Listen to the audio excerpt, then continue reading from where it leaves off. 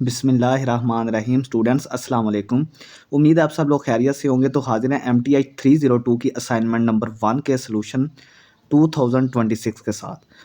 20 number की ये assignment है। तो ये दो किस्म की जो असाइनमेंट फ़ाइल्स हैं, जो दो फाइल्स फिर रही हैं, मींस के एक तो ये मैंने जिसका आपको सलूशन प्रोवाइड कर दिया, एक और किस्म की असाइनमेंट है। अभी ये कंफर्म नहीं है कि ये किस सेक्शन इंचार्ज की हैं। आप मुझे कमेंट सेक्शन में या फिर व्हाट्सएप नंबर जो मैं आपको लास्ट में बताऊंगा, आप मुझे व्हाट्सएप कर सकते हैं कि ये वाली फ़ाइल जो है वो इस सेक्शन इंचार्ज की है। ठीक है, मुझे जैसे ही मिली हैं मैंने बस सॉल्व करके तो आपको सलूशन प्रोवाइड कर दिया है। अगर आप हमारे चैनल 5 मैथमेटिक्स पर न्यू हैं तो प्लीज़ इसको लाजमी सब्सक्राइब करें, दोस्तों में वीडियो को ज़रूर शेयर करें, कमेंट करें कोई भी मसला है और वीडियो को लाइक करें।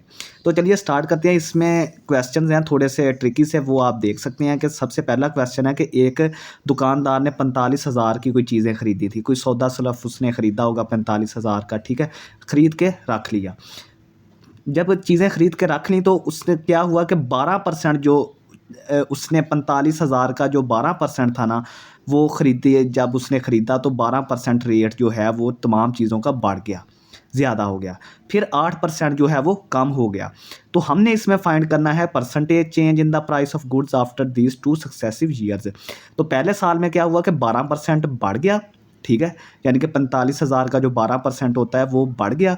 फिर अगले साल 8% कम हो गया। तो हमने जो है वो percentage change in the price of goods, यानी कि चीज़ों की जो कीमत थी उसमें जो परसेंटेज चेंज आया है, ठीक है, यानी कि जो चीज़ों की प्राइस चेंज हुई है उसकी जो परसेंटेज बनेगी वो हमने कैलकुलेट करनी है इन लगातार 2 सालों में। ठीक है, तो चलिए हम देखते हैं कि सबसे पहले हम सक्सेसिव परसेंटेज फार्मूला हमारे पास है वो हम इस्तेमाल करते हैं। इनिशियल प्राइस आपने याद रखना है कि वो 45,000 थी, जो उसने जिन पैसों से ख़रीदी थी ना चीज़ें, वो 45,000 है। आफ्टर 12% इंक्रीज़, अब पहले साल में क्या हुआ, एक साल बाद उसमें 12% का मतलब के ज़्यादा हो गई कीमतें। ठीक है, उसने चीज़ें ख़रीद के रख ली, 12% जो रेट्स थे चीज़ों के वो बढ़ गए।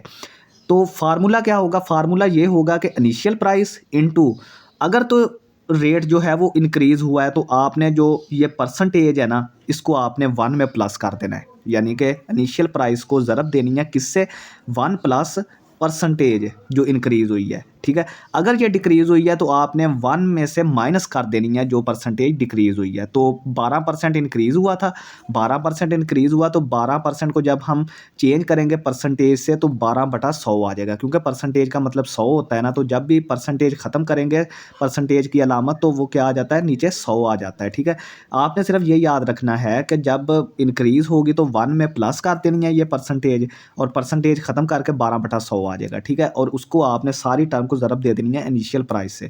ठीक है, इसको थोड़ा सा सॉल्व करें तो ये 0.12 आ जाएगा। जब 1 में जमा हुआ तो ये 1.12 आ गया। अब 45,000 को ज़रब दें तो ये चीज़ आपके पास कैलकुलेटर पे आ जाएगी।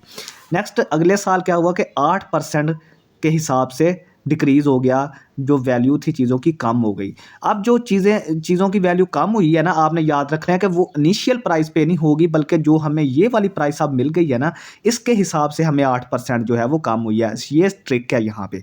ठीक है, आपने यहाँ पे 45,000 नहीं अब लिखना, बल्कि हमारी जो इनिशियल अमाउंट, प्रिंसिपल अमाउंट जो बन गई है वो 50,400 बन गई है। अब जो भी कम या ज़्यादा होगा वो इसी पे होगा, इसी अमाउंट पे होगा। तो मैंने बताया था कि अगर डिक्रीज़ होगा तो आपने वही चीज़ जो है वो 1 में से माइनस करनी है। 8 का परसेंटेज ख़त्म करेंगे तो नीचे 100 आ जाएगा, और इसको हमने अब प्रिंसिपल अमाउंट जो 50,400 है उससे ज़रब दे के, तो ये आप सॉल्व करेंगे 0.92, इसको ज़रब दें तो ये चीज़ सारी आ जाएगी। ठीक है, तो अब हमने नेट चेंज फाइंड आउट करना है कि टोटल कितना चेंज पैसों का हुआ है, यानी इन 2 सालों में। ठीक है, तो नेट चेंज कितना हुआ है कि ये देखें, 12% इंक्रीज़ हो के 50,400 आया, फिर 8% डिक्रीज़ हो गया तो हमारे पास ये रकम बची है। अब हमने जो ये वाली रकम है उसमें से जो सबसे इनिशियल जो जितने पैसों से उसने चीज़ें ख़रीदी थी ना, वो माइनस करेंगे तो ये चीज़, इस चीज़ का हमें प्रॉफिट हुआ है, ये हमें जो वैल्यू है वो चेंज आया है ठीक है, 2 सालों में, ये 2 सालों में चेंज आया है, ठीक है, क्योंकि 12% इंक्रीज़ हुई थी तो 7-8% डिक्रीज़ भी हो गया था। तो ये देखें, ये हमारे पास इतने 1368 रुपए जो हैं वो हमें ज़्यादा हम कमा सकते हैं, ठीक है। तो अब इसकी परसेंटेज फाइंड आउट कर लें, ये जो आई है अमाउंट, परसेंटेज कैसे फाइंड आउट करते हैं, अमाउंट बटा टोटल अमाउंट कितना थी 45,000 और 100 से मल्टीप्लाई कर दें, ये 3.04% आ जाएगी, ठीक है। तो ये क्वेश्चन नंबर 1 था। नेक्स्ट हमारे पास है कि कोई एक एम्प्लॉय है, वो कंपनी में काम करता है, कोई एक वर्कर है कंपनी में काम करता है, उसकी बेसिक सैलरी जो है वो 25,000 है, ठीक है। और कंपनी जो है उसको कुछ मराहत देती है, कुछ फ़ायदे देती है, ठीक है, हाउस रेंट की शक्ल में, यानी कि घर का किराया, ठीक है, कन्वेंस अलाउंस, आने जाने का जो खर्चा है, यूटिलिटी अलाउंसेस, ठीक है, यूटिलिटी के बिल्स वगैरह की शक्ल में, और ग्रेजुएटी वगैरह देती है, ठीक है। अब उन्होंने हमें परसेंटेज के शक्ल में इसके रेट्स दे दिए हैं। जो हाउस रेंट है ना, वो 35% ऑफ बेसिक पे है, यानी कि जो बेसिक पे का 35% बनता है ना, वो हाउस रेंट कंपनी उसे देती है। अब आपने क्या करना है, सिंपल जो अमाउंट है, सबसे पहले 35% को ख़त्म करते हैं, तो 35/100 हो जाएगा। इसको ज़रब दे दें आप 25,000 से, तो ये आपके पास 8,750 रुपये बनते हैं, यानी कि जो उसको घर का किराया मिलता है वो 8,750 है, ठीक है। हमने लास्ट पे क्या करना है, हमने लास्ट पे उसको टोटल जो अमाउंट कंपनी की तरफ मिलती है ना, एक तो इसकी बेसिक सैलरी है, फिर ये जो अलाउंसेस उसको मिलते हैं, जो इसकी मराहत हैं, वो हमने सारी जमा करके हमने बताना है कि वो महीने में कितनी अमाउंट कंपनी से ले रहा है, टोटल अमाउंट कितनी ले रहा है, ठीक है। यानी उसमें किराया भी शामिल करना है, कन्वेंस अलाउंस, हर चीज़ हमने शामिल करनी है। उन्होंने हमें सिर्फ ये परसेंटेज दी है, हम सबसे पहले उनकी अमाउंट्स फाइंड आउट करेंगे। जिस तरह ये हाउस रेंट की हमने 8,750 रुपये कर ली। अब जो कन्वेंस अलाउंस है वो 25,000, यानी कि बेसिक पे का 4% है, तो 25,000 को आपने 4/100 से ज़रब दें, तो ये 1,000 रुपया बनता है, यानी कि जो आने जाने का खर्चा है उसे 1,000 रुपया मिलता है। यूटिलिटी यानी कि बिल्स वगैरह जो होते हैं उसको 3% मिलता है बेसिक पे का, यानी 25,000 का 3%, तो 25,000 को आपने 3/100 से ज़रब दें, तो ये 750 आ गया। अब जो ग्रेजुएटी है वो 1/10, यानी कि 10वां हिस्सा मिलता है, 25,000 का 10वां हिस्सा, तो वो क्या बनता है 2500। अब इन सारी अमाउंट्स को जमा करें, सबसे पहले बेसिक पे उसकी, फिर उसका जो हाउस रेंट है, फिर उसका जो कन्वेंस अलाउंस है, फिर उसकी ग्रेजुएटी, फिर उसका फिर उसका यूटिलिटी, फिर उसकी ग्रेजुएटी, तो ये सारी जमा करके हमें 38,000, यानी कि वो जो एम्प्लॉय है वो कंपनी को महीने का 38,000 रुपया टोटल उसको मिलता है, ठीक है। तो यही चीज़ हमने फाइंड आउट करनी थी। नेक्स्ट हमारे पास है कि एक बंदे ने किसी कारोबार में इन्वेस्टमेंट की है, कितनी की है, 1,20,000 रुपया किसी कारोबार में। तो जब उसने कारोबार में इन्वेस्टमेंट की तो फर्स्ट ईयर, यानी कि पहले साल में जो मुनाफा हुआ वो 7% हुआ, दूसरे साल में 4% का मुनाफा हुआ, ठीक है। और थर्ड ईयर में उनको नुकसान हो गया -5%, यानी कि उनको खसारा हो गया। ये माइनस का मतलब है कि उनको नुकसान हो गया। अब हमने फाइंड क्या क्या करना है, फाइंड वैल्यू आफ्टर 3 ईयर्स। तो इन तीनों सालों में 2 साल में उसको फ़ायदा हुआ, 1 साल तीसरे में उसको नुकसान हुआ। तो हमने क्या करना है कि इन तीनों सालों बाद उसे जो रकम हासिल होगी वो हमने फाइंड आउट करनी है, और ओवरऑल परसेंटेज हमने फाइंड आउट करनी है। तो स्टार्ट करते हैं कि ए 7% इंक्रीज़, अगर 7% किसी चीज़ में इंक्रीज़ हुआ है तो उसका मतलब ये है कि सबसे पहले तो उसकी जो अमाउंट थी वो 100% थी ना। कोई भी चीज़ है अगर वो वैसे ही पड़ी हुई है, उसमें कोई चेंज या इजाफा या कमी नहीं हुई, तो वो 100% है, 100% पड़ी हुई है। जिस तरह की उसकी अमाउंट थी 1,20,000, तो 1,20,000 फ़ायदा या नुकसान होने से पहले तो वो पूरी थी ना 100%, तो 7% उसका इंक्रीज़ हुआ। तो इसका मतलब ये है कि 7% जब इंक्रीज़ हुआ तो 100 में जब 7% है, 100% में 7% इंक्रीज़ हो गया, तो ये 107% हो गया।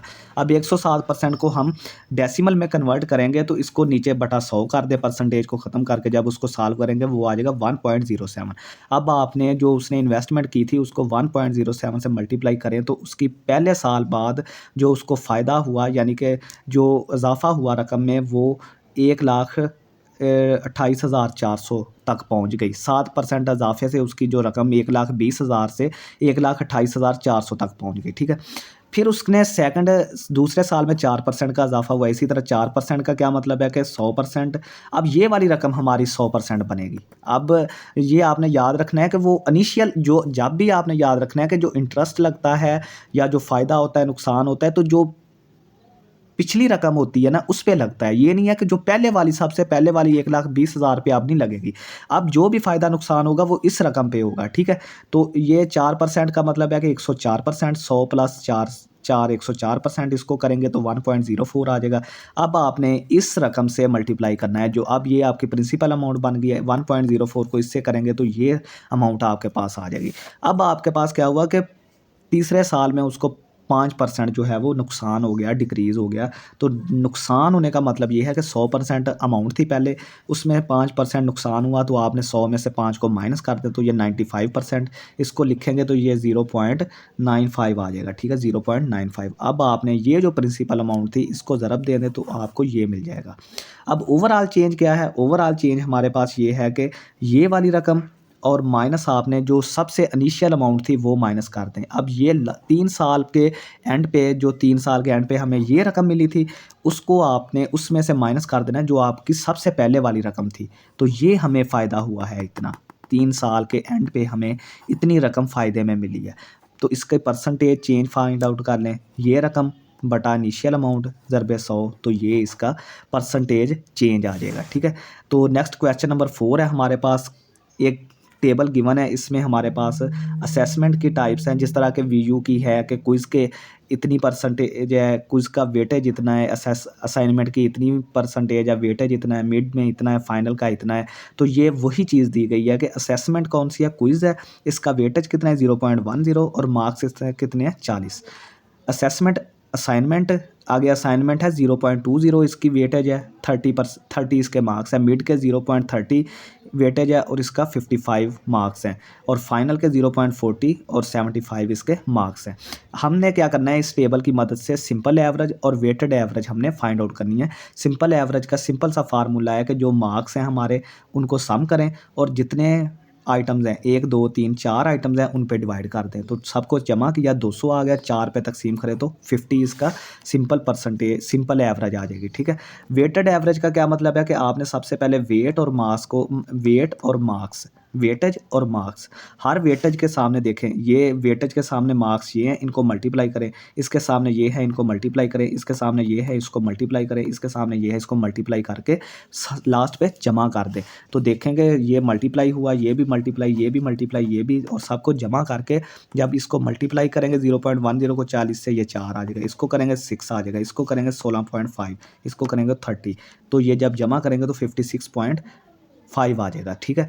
तो ये थी स्टूडेंट्स हमारी MTI 302 की असाइनमेंट नंबर 1 का 2026 का सलूशन। तो मैंने आपको बताया कि मुझे 2 क्वेश्चन फाइल्स रिसीव हुई हैं, 2 पिक्चर्स मुझे रिसीव हुई हैं, 2 असाइनमेंट फाइल्स मुझे रिसीव हुई हैं। ये एक मैंने सॉल्व कर दिया, दूसरा आप मुझे व्हाट्सएप कर दें और मुझे इसका भी जो सेक्शन इंचार्ज हैं वो मैसेज करें, मुझे कमेंट में मैसेज करें या फिर, ठीक है, मुझे लाजमी बताना है कि ये जो मैंने असाइनमेंट अपलोड किया है इसका कौन सा सेक्शन इंचार्ज है, ठीक है। 0318 75 74 76 4 ये मेरा व्हाट्सएप नंबर है। आप इस पे कॉन्टैक्ट करके मुझे दूसरा भी कोई भी अगर तीसरी कोई फ़ाइल है या इस तरह की दूसरी जो मुझे रिसीव हुई है वो भी मैं अपलोड कर देता हूँ इंशाल्लाह ताला।